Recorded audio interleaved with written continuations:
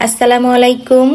আমি Faria, Faris family blog YouTube channel থেকে নতুন দিনে নতুন আরেকটি ব্লগ ভিডিও নিয়ে আপনাদের মাঝে, কাছে এবং দূরে যে যেখান থেকে আমার আজকের ভিডিওটি দেখা শুরু করেছেন, আশা করি সবাই আল্লাহর রহমতে ভালো আছেন, পরিবার পরিজন নিয়ে নিরাপদে আছেন।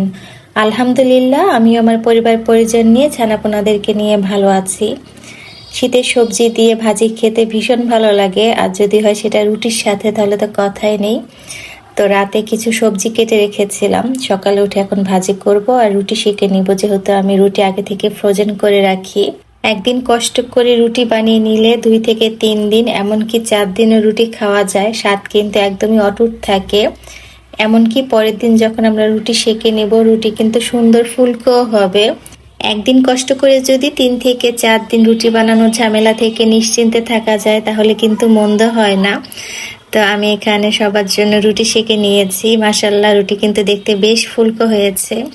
তো অনেকের ধারণা থাকে ফ্রোজেন করা রুটি ফুলকো হয় না, দেখতেই পাচ্ছেন আমার ফ্রোজেন করা রুটি কিন্তু দেখতে বেশ ফুলকো হয়েছে। তো সবার জন্য নাস্তা রেডি করে টেবিলে দিয়ে এলাম। আর এখন তো বাচ্চাদের পড়াশোনা নিয়ে টেনশন নাই, দেখা যায় বাচ্চারা সকালে অনেকটা সময় পর্যন্ত ঘুমাতে পারে। আর আপসি ঘুমানো থাকলে দেখা যায় আমার ছোট্ট ছানাও কিন্তু বেশ অনেকটা সময় নিয়ে ঘুমায়। তো ভাবলাম যেহেতু বাচ্চারা ঘুমাচ্ছে, এই সুযোগে আমি একটু আরাম করে ড্রয়িং রুমে বসে নাস্তা করি।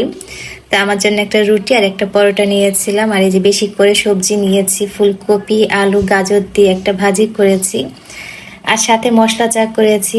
গলার অবস্থাও ভালো না, হালকা ঠান্ডা লেগেছে, তো ভাবলাম বেশি করে তুলসী পাতা দিয়ে আদা দিয়ে লবঙ্গ দিয়ে চা করি। শীতের মধ্যে আমাদের মশলা চাটা প্রায় খাওয়া হয়, দেখা যায় সকালবেলা যদি আমরা মশলা চা খাই, মাঝে মধ্যে আবার সন্ধ্যার সময় একটু দুধ চা করা হয়। দুধ চাটা কমই খাওয়া হয়, বেশিরভাগ সময় দেখা যায় মশলা চাটাই আমরা খাই। আমার ভিডিওর এই পর্যায়ে এসে আপনাদের কাছে ছোট্ট একটা অনুরোধ করতে চাই। আমার ভিডিওটি যারা দেখা শুরু করেছেন, প্লিজ একটা লাইক দিবেন যদি আমার ভিডিওর কোনো অংশ আপনাদের কাছে একটু হলেও ভালো লাগে। যারা লাইফস্টাইল ব্লগ ভিডিও দেখতে পছন্দ করেন, আশা করি আমার আজকের ভিডিও আপনাদের একটু হলেও ভালো লাগবে। আপনাদের একটা লাইক আমার ভিডিওটি নতুন অনেকের কাছে পৌঁছাতে সাহায্য করবে। এরই মধ্যে আমার ছোট্ট চ্যানেলটি যারা একটু একটু করে বড় করতে সাহায্য করছেন, সবাইকে অনেক ধন্যবাদ জানাচ্ছি। তো নাস্তার পর্ব শেষ করে বাচ্চারাও এরই মধ্যে নাস্তা করেছে, তো ভাবলাম পাখিটাকে একটু বারান্দাতে নিয়ে আসি, রোদে দেই।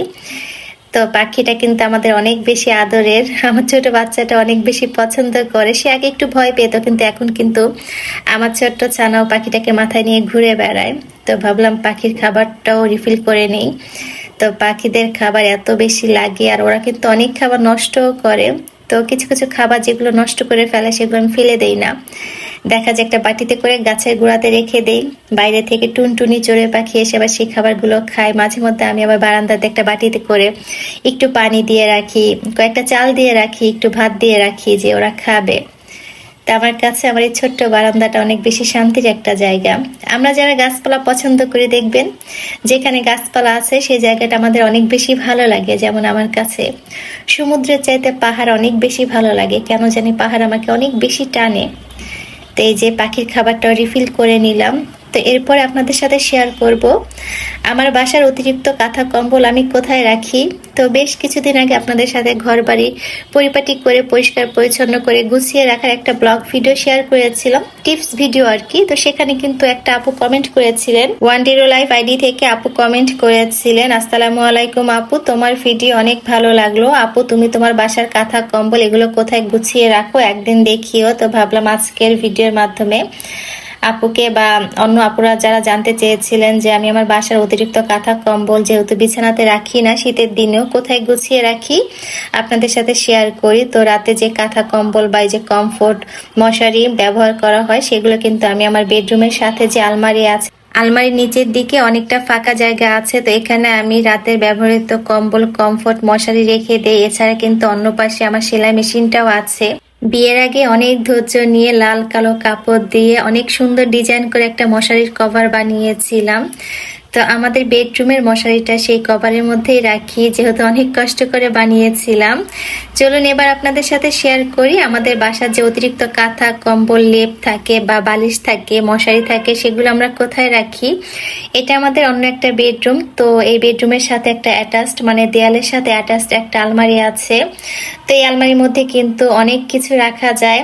আমরা এভাবে সুন্দর করে লেপ কম্বল কাঁথা মশারি গুছিয়ে রাখি, যখন মেহমান আসে তখন বের করে দিই। তো এরকম একটা অ্যাটাচড আলমারি থাকলে কিন্তু আসলে অনেক বেশি উপকার হয়। এছাড়া যাদের আলমারি নেই বা আসলে সবার তো থাকে না, বা আমাদের যখন ছিল না তখন কিন্তু আমরা একটা বস্তার মধ্যে অতিরিক্ত লেপ কম্বল কাঁথা একটা বস্তার মধ্যে রেখে তারপরে ভালো মতো মুখটা বন্ধ করে বাসা যে কোনো একটা পাশে রেখে দেওয়া যায়, বা অনেকে আলমারির উপরে রেখে দেন। তো এইভাবে রাখলেও কিন্তু দেখা যায় এলোমেলো লাগে না দেখতে, এক সাইডে রেখে দিলে গোছানোই লাগে দেখতে। যখন প্রয়োজন মানে শীতকাল আসার আগ দিয়ে আবার বের করে নিলেই হয়। তো বেডরুমটাকে সুন্দর করে গুছিয়ে নিলাম আমার ছোট্ট ছানাকে সাথে নিয়ে, আর আপসি ড্রয়িং রুমে বসে বসে টিভি দেখছে। আমরা মেয়েরা কিন্তু অনেক ধৈর্যশীল, অনেক ধৈর্য নিয়ে, অনেক যত্ন নিয়ে, ভালোবাসা নিয়ে আমরা আমাদের সংসারটাকে সাজাই গোছাই। ফ্যামিলির সামনে স্ত্রীকে বারবার অপমান করার পরেও যদি কোনো স্বামী চুপ থাকে আর ওই স্ত্রী আপনার সাথেই থেকে যায় পরম যত্ন আর ভালোবাসায়, তাহলে তার চেয়ে ধৈর্যশীল আর কে হতে পারে। তার এই ভদ্রতাকে দুর্বলতা ভেবে ভুল করবেন না, কারণ দিন শেষে কিন্তু সে ছাড়া আপনার পাশে আর কেউ থাকবে না। আমাদের সমাজে এমন অনেক পুরুষ দেখতে পাওয়া যায় যারা কিন্তু স্ত্রীর অপমানে চুপ থাকে, কিন্তু তারা বোঝে না দিন শেষে কিন্তু ওই মানুষটা ছাড়া আপনার পাশে কেউ থাকবে না। সংসার জীবনকে সুন্দর এবং সুখী করে গড়ে তুলতে একজন নারীকে অনেক ধৈর্য আর ভালোবাসার পরীক্ষা দিতে হয়। আর সেই পরীক্ষা তখনই তার জন্য সহজ হয়ে যায় যখন তার জীবন সঙ্গী তার সহযোগী হয়ে ওঠে। তো যাই হোক, বাসা বাড়ি গুছিয়ে চলে এলাম রুটি ফ্রোজেন করতে। হেল্পিং হ্যান্ড মেয়েটা অনেকগুলো রুটি বানিয়ে দিয়েছে, হালকা এপিটোপিট করে সেকে তারপরে ঠান্ডা করে এখন ফ্রিজে রেখে দিলাম। আজকে আর কোনো দুপুরে রান্না বান্না আপনাদের সাথে শেয়ার করব না, মাঝখানে অনেকটা সময় পার করেছি। তো এখন চলে এলাম একদম বিকেল বেলা। তো দুপুরের দিকে কিছুটা মুরগির মাংস ব্লেন্ড করে রেখেছিলাম, 2 টুকরা পাউরুটি, একটু আদা বাটা, একটু রসুন বাটা দিয়ে। আজকে বাচ্চাদের ভীষণ পছন্দের চিকেন মিটবল বানাবো। তো এখানে আমি কিছুটা সাদা গোলমরিচের গুঁড়া দিয়েছি আর একটু কাবাব মশলা দিয়েছিলাম।